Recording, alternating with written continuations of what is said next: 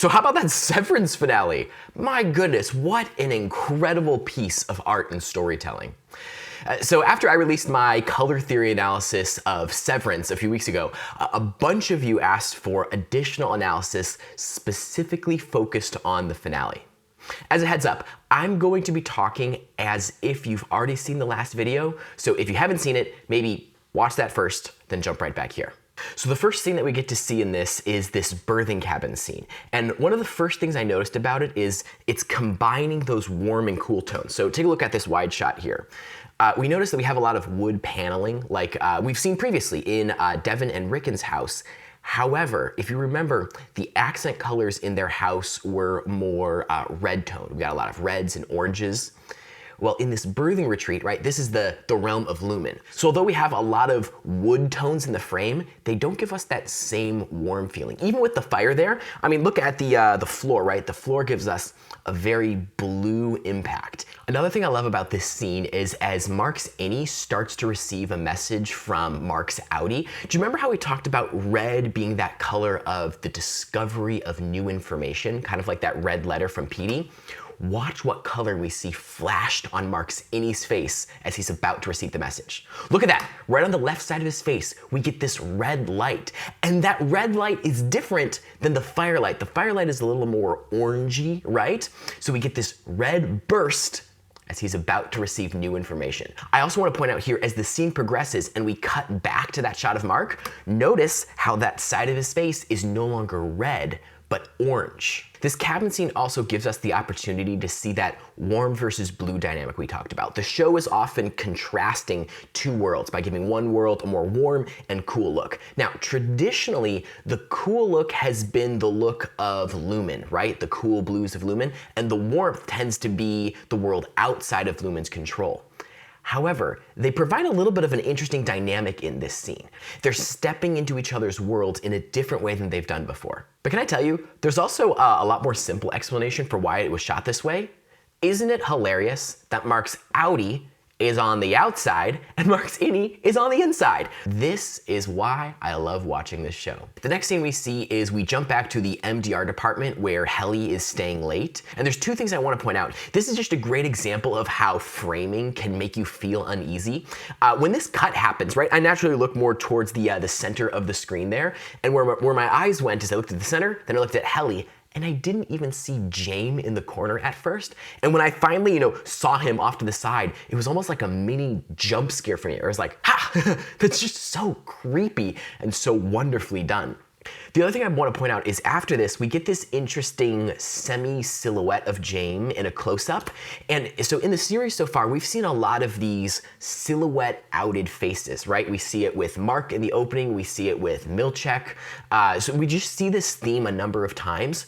But what I love about this one specifically is you'll notice we don't quite lose all the detail in his face here. If you notice, right in his eyes, we get this little glint of light. And that little glint just helps, I think it helps sell the creepiness of this situation. So Mark arrives to work the next morning, and as he enters the severed floor, the doors open to reveal this massive blue painting. Now, we've already established that blue is this very core color for Lumen, but what I actually think is even more interesting than the blues in the painting is what's happening right behind him. Do you see how the highlights on this door are glowing in an interesting way? So this is called halation. Halation is this effect, and it came from the analog film world where the highlights, whenever you get a high contrast area of highlights and a darker area, you tend to get this kind of this warm glow. What's very interesting is these haven't been there the whole time. This is a new addition to the look and feel of the series since season 2, episode 7. So if you remember, in that episode, we get the flashbacks of Mark and Gemma's early relationship. And those flashbacks were actually filmed on analog film, right? Most of the series is filmed digitally, but that was filmed on analog, which is really cool. And halation is one of the effects you get from analog film. But since that episode, we've seen a growth in how much this halation has showed up in other elements of the series that are not those flashbacks. These hallways give another good example of kind of what that halation looks like. Do you see how in these lights, there's this interesting kind of warm glow and edge around it? If you compare that to how we've seen these light fixtures look in the past, we really haven't seen that warm glow come about. This is something new that has been introduced.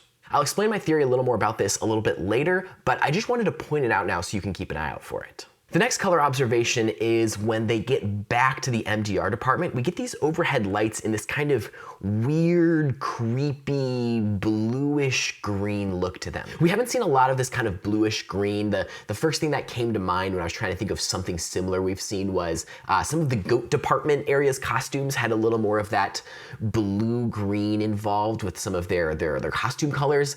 But I don't think we're meant to draw a parallel here. I think this color is just being used for that creepy feeling.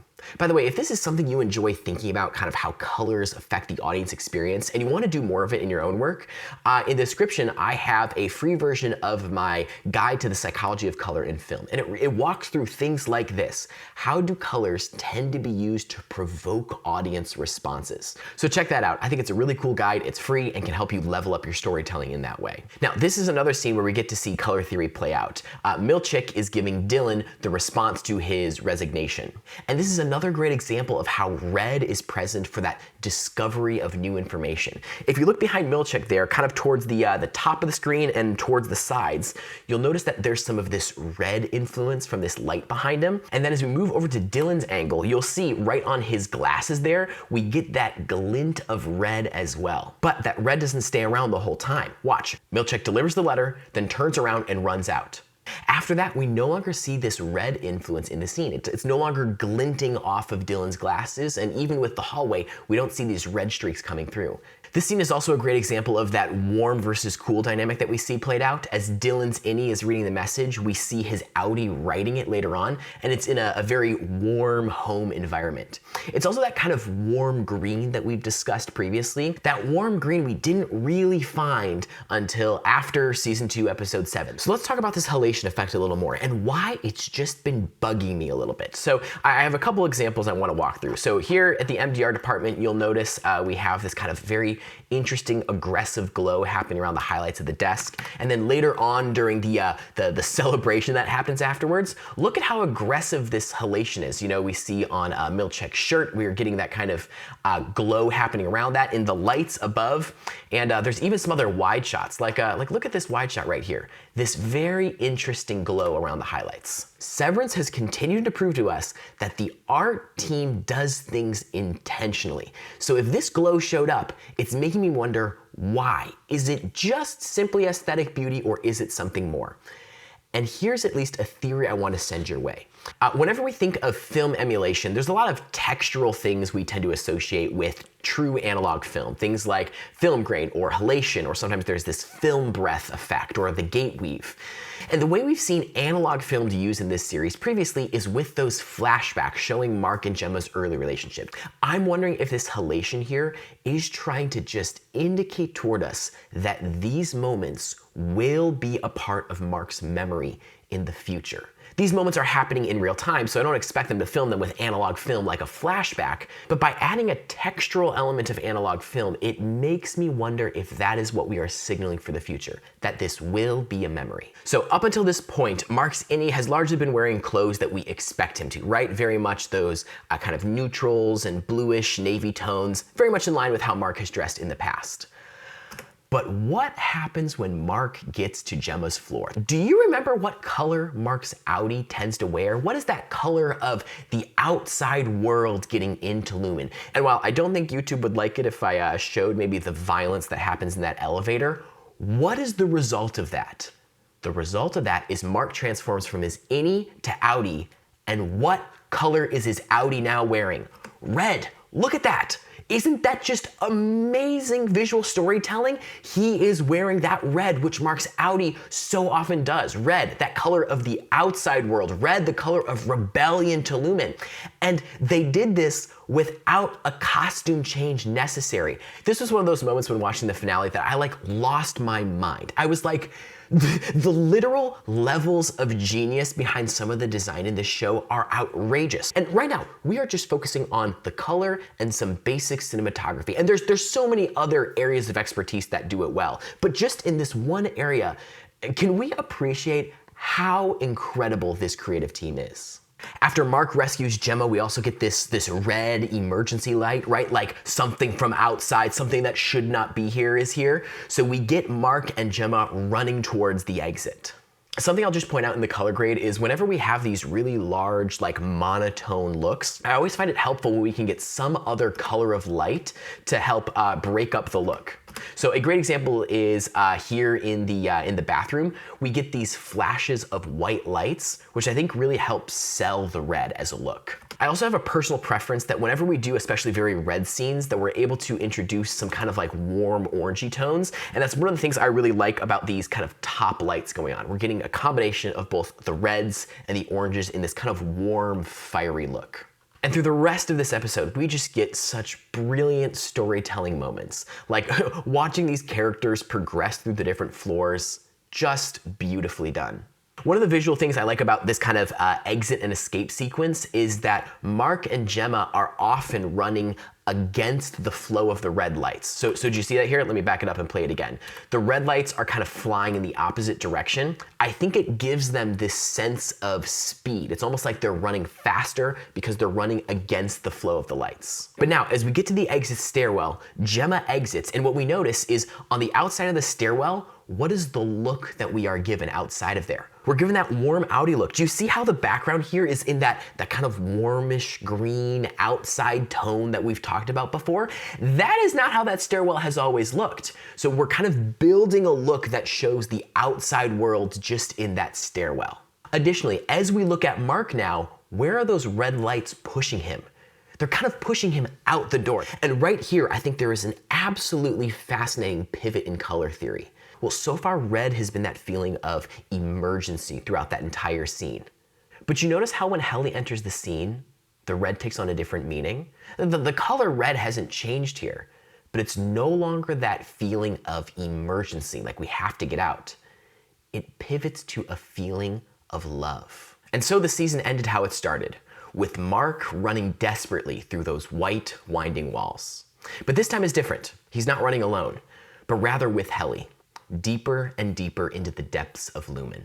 The last shot of the series, although it was shot on a digital camera, they actually printed it out to film and scanned it back, so it has that analog look like we've seen before.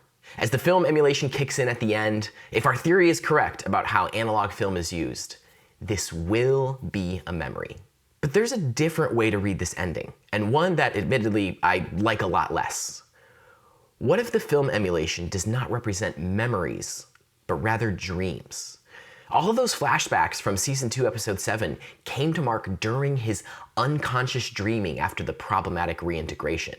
Nostalgia is strong, memories are flawed. What if this ending is just that? A dream of what could have been? I hope that's not the answer, but I guess we'll have to wait for next season to find out. So what do you think about all this? What were some of your favorite parts of this finale, as well as where do you think this story might be going? Just a reminder, if you want to download that Psychology of Color and Film guide, check the description, there's a free download link there. If you want to help this content reach more people, share this video with a friend, as well as hit that like button to feed the algorithm so it knows that you enjoyed it. Also, subscribe to see more content like this in the future. All right, I'll see you in the next one.